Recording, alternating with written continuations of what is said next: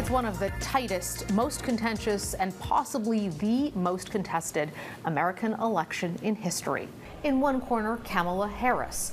In the other, Donald Trump. But what should worry Canada about whoever moves into the White House next? Joining us now is former U.S. Ambassador to Canada, Bruce Heyman. Nice to see you, Ambassador Heyman. Great to be with you. I have to ask for your take on how this election is so close and who you think is going to win. So the last few elections have been so close, and we don't really remember it because time goes by. Hillary Clinton lost by 77,000 votes in 3 of these battleground states, and it was even closer with Joe Biden. He won by only 45,000 votes. And so that's what we're talking about.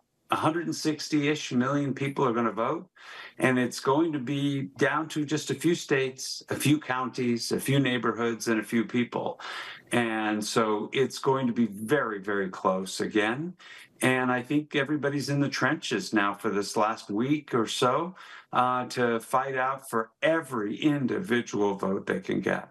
There were a lot of folks going into this who kind of thought it would be a cakewalk for the Democrats after some of what Donald Trump had talked about, after what came out of the January 6th hearings.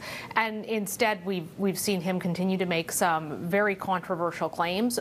We saw him vibe to music for 40 minutes. None of it seems to affect his polling numbers. And the Democrats, despite changing candidates in that initial surge, haven't seemed to be able to pick up momentum. Why do you think these numbers seem to be so stuck in the camps that they are? I think we are just divided as a country, and there are a lot of loyalists by party. And so as you look at the country, we're pretty equally divided in terms of the number of Republicans and Democrats, and independents are the swing factor here. And so as we look at the ballots, the early ballots that are coming in, it's pretty evenly divided. And while Democrats are ahead by a little bit, it's not nearly the numbers that they were ahead by in the early votes in 2020.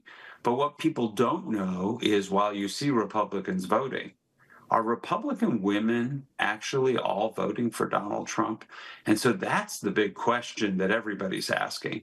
And that's why the vice president, Kamala Harris, is out with Liz Cheney. They're working the Republican women right now at the margin. Remember, everything's at the margin. You don't have to win them all. But if you can get 10 or 20% of the Republican women who recognize Donald Trump for what he is, then I think that Kamala is going to be in a good place on Election Day. But that's the big unknown here. We really don't know how those votes are coming in.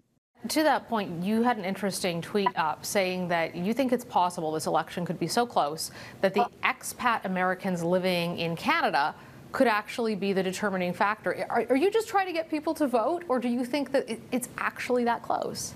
So in 2020, Vicki and I worked very hard on the American Voter Abroad effort for the Biden campaign, leading that effort. We increased the vote from American voters abroad from 2016 to 2020 by 73%. And at the margin, it was the American voter abroad, Canada, that's you, the American voter abroad that won the state of Georgia, that won the state of Arizona, and had significant impact on many of these other battleground states that Joe Biden won. And so here we are now 4 years later, ramped up that effort significantly for the Harris campaign. But looking at the numbers and how close Michigan is right now, if we win or lose Michigan, that may very well be the determinant of who's president. If we win or lose Pennsylvania or Wisconsin, and those 3 states have a large number of Americans living in Canada that would vote in those states. And so I'm just appealing, please, Americans in Canada, please, if you haven't registered to vote, go to votefromabroad.org. Many states are closed, but many others are open. And if you have, you need to get your ballot back because, with just one short week to go, we need to make sure it's received in the mail. Ambassador Kelly Craft, who was Donald Trump's ambassador to Canada, American ambassador, was speaking in Ottawa at the end of last week. And she said if Trump is reelected, that Canada should, quote, buckle up and pay up, that second part being a reference to defense spending and NATO. How do you see this playing out for Canada-U.S. relations, and what are the risks for Canada with either candidate getting into the White House? So I've been pretty clear, and I think her language is, I think it's really a threat to Canada. I think the greatest threat to Canada in the history of our country is a second Trump term. Why? Look at the language he's using about tariffs and tariffing all imported goods. I was in Calgary not that long ago trying to explain to the Calgarians, he's saying oil too, guys, all imported goods.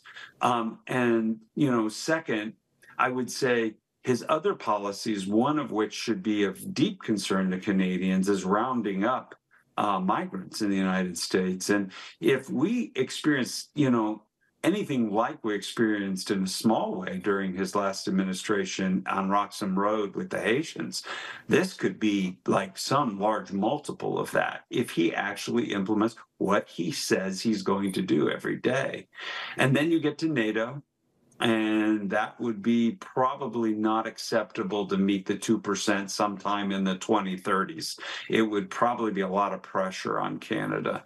And that pressure may come not only from the 2%, but it could come from the Europeans if the U.S. backs away from Ukraine and the heat picks up quite a bit with Russia taking, a large part of Ukraine here without any U.S. assistance.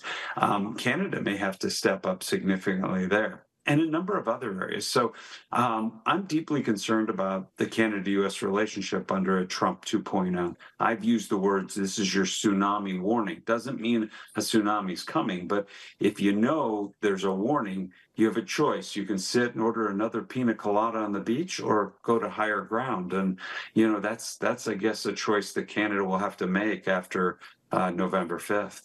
Ambassador Bruce Heyman, thank you so much for joining us today. It's a pleasure.